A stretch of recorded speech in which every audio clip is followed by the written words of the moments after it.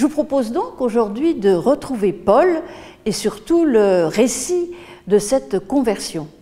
En fait, le récit, à proprement parler, on le trouve surtout dans le livre des Actes des Apôtres et par 3 fois. Mais Paul parle tout de même de ce qui lui est arrivé, de ce qui, on pourrait dire, a fracassé son histoire spirituelle en deux, c'est-à-dire ce qui lui est arrivé sur le chemin de Damas. Paul le raconte de manière bien différente de ce qui nous est dit dans le livre des Actes. Et c'est intéressant que dans la lettre aux Galates, il y ait ainsi en introduction, dès le chapitre 1, eh bien, cette longue confession, on pourrait dire, de Paul. Car finalement, on dit souvent que c'est saint Augustin qui aurait inauguré, inventé presque les confessions, mais déjà, dans les lettres de Paul, il y a de nombreuses confessions. Lorsque dans l'épître aux Corinthiens, il nous dit qu'il est un avorton, que Dieu l'a choisi, mais avec douleur, il nous dit toute sa douleur. Et ainsi, Paul, les lettres de Paul sont des récits de vie, pratiquement des confessions. En même temps qu'il va développer sa théologie, eh bien Paul parle de lui, parce que pour comprendre la théologie de Paul, probablement qu'il faut comprendre qui il est et d'où il parle. Ainsi, Paul est un homme qui est à cheval entre deux cultures, la culture juive et la culture grecque. Il s'adresse à des personnes qui sont plutôt de culture grecque, mais il a bien évidemment cet arrière-fond de la culture pharisienne. Il était, nous raconte-t-il, avant, lorsqu'il était pharisien, certainement le meilleur d'entre eux. Et ça, il ne le remet jamais en cause. C'est intéressant parce qu'on parle souvent de conversion, et lorsqu'on pense de conversion, on pense qu'on passe du vice à la vertu. Mais ce n'est pas du tout ce qui se passe pour Paul. Paul, nous dit-il, était déjà vertueux avant. Mais c'est un itinéraire spirituel qui va être scindé en deux. Il va comprendre, en effet, que cette vertu est loin d'être suffisante. Et voici donc ce que nous raconte Paul de sa conversion dans la lettre aux Galates au chapitre 1, à partir du verset 11. « Je vous certifie, mes frères, la bonne nouvelle que j'ai annoncée pour ma part n'est pas seulement humaine, car moi-même, je ne l'ai pas reçue ni apprise d'un homme, mais dans une révélation de Jésus-Christ. Vous avez en effet entendu parler de la façon dont je me conduisais autrefois dans le judaïsme. Je persécutais alors à outrance l'Église de Dieu et je m'acharnais contre elle. Dans le judaïsme, je progressais mieux que beaucoup de juifs de mon âge, car je débordais d'une passion jalouse pour les traditions de mes pères.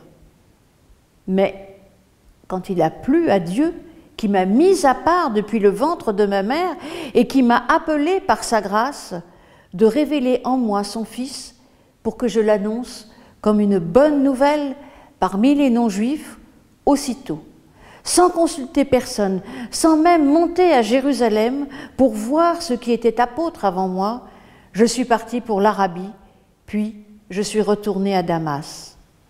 3 ans plus tard, je suis monté à Jérusalem pour faire la connaissance de Céphas, et j'ai demeuré 15 jours chez lui. Mais je n'ai vu aucun des apôtres, sinon Jacques, le frère du Seigneur. En vous écrivant cela, je le dis devant Dieu, je ne mens pas. Je me suis ensuite rendu dans les contrées de Syrie et de Cilicie.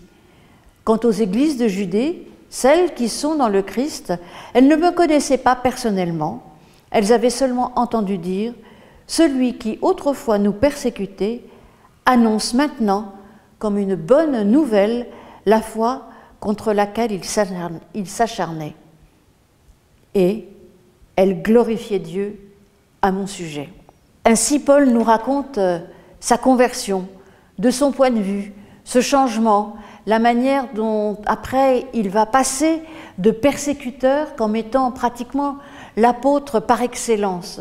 Il a persécuté l'Église et maintenant il est l'apôtre par excellence. Il faut comprendre que ce passé, certainement, même si Paul fait l'expérience de la grâce, de l'amour de Dieu, et ça il le raconte à plusieurs reprises, ce passé, eh bien, il essaye de s'en extirper. Il comprend qu'en fait, il a été choisi par Dieu. Et la manière dont il le dit est tout à fait intéressante parce qu'il nous dit que dès qu'il est dans le ventre de sa mère, il a été choisi par Dieu. On trouve exactement les mêmes termes au moment de la vocation du prophète Jérémie. Ainsi, Paul s'inscrit lui-même avec les mêmes mots dans cette lignée des prophètes, de ceux qui ont porté la parole de Dieu. Mais on nous dit souvent qu'il s'agit d'une conversion. Moi, je pense qu'on peut en effet employer le mot de conversion parce qu'il va tout de même passer d'un monde juif dans lequel il y a une orthopraxie, c'est-à-dire que ce qui est le plus important, c'est non pas la foi, mais la manière dont on se comporte, dont on met en œuvre la loi, et je dirais d'ailleurs plutôt plus que la loi, les rites. Et il passe à tout à fait autre chose, à la religion du Christ, le Christ qui justement déjà a pointé la vanité à vouloir faire tous les rites. Il ne respectait pas forcément le sabbat, il ne respectait pas forcément les personnes avec qui il mangeait, en tout cas il ne respectait pas la loi dans le sens où il mangeait, y compris avec des païens. Et Paul va essayer de sortir ce christianisme naissant de ces rites bien trop présents encore. Mais derrière ce qui peut paraître anecdotique, il y a une vraie théologie de la grâce, de l'amour de Dieu.